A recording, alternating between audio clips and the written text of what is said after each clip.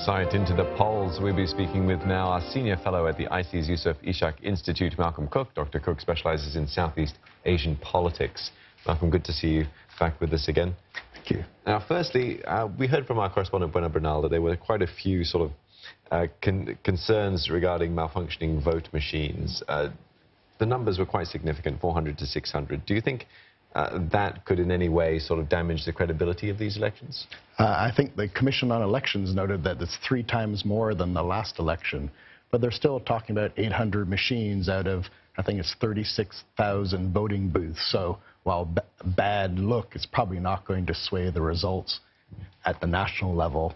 But there were some senior people running for office that couldn't even vote themselves today, including Grace Poe, who may be the top notcher in the Senate race. So embarrassing, but probably not decisive.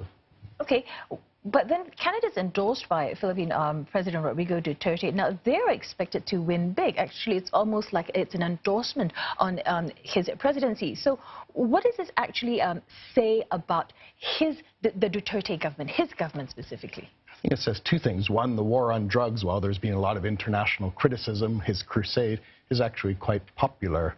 As well, his personal popularity rates across all demographics, including wealthy people and those with college education, are the highest of any president at this time. So he clearly is very charismatic as a politician and can really touch a lot of Filipinos in a way others haven't. I think many Filipinos see him as one of them, not one of the elite that they see has run the country before. So he's a strong and unique politician. And what does it mean for, in terms of the Senate? What's at stake for Mr. Duterte if perhaps the opposition were to gain some ground in the upper house? I think if you look for the first half of his 6-year term, the Senate's been playing the role of stopping some of his key reforms, like reintroducing the death penalty and federalism, and holding public hearings on things that he would probably prefer they didn't.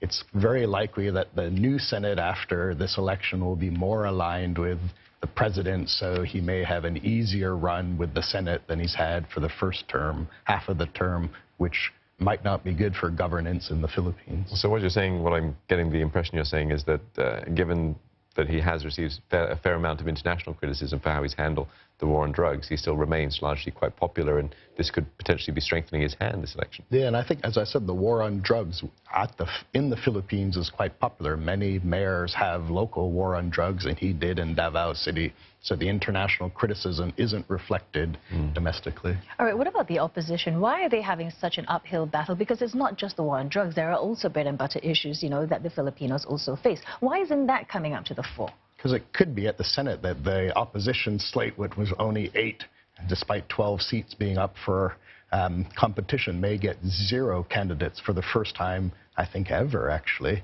I think 2 things. One, the popularity of Duterte and the desire for all politicians below the president to align themselves with a powerful politician. But also the opposition doesn't have a charismatic opposition leader type role. Mar Rojas and Bam Aquino are the 2 front runners from that, but neither are particularly effective retail politicians and are seen to kind of being yesterday's men, not tomorrow's. You mentioned that President Duterte doesn't come across as being from an established political family, but his daughter is also sort of getting into the race. So does it seem like there's some sort of positioning going on with regards to Sara Duterte?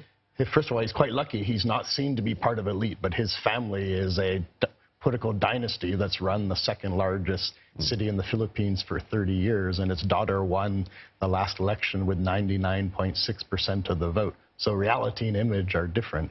Sara Duterte is the lead candidate, or the lead face for the incumbent Senate campaign, and has been across the country having thousands of local officials nod to her. So she's quite well positioned for the 2022 election for president if she chooses to run. All right, what about daughter of Ferdinand Marcos? You know, that's another royalty there. Does this actually signal perhaps maybe a return for some of these, you know, royal presidential families back into politics? Yeah, so the standard story of the Philippines, anarchy of families, is being augmented recently.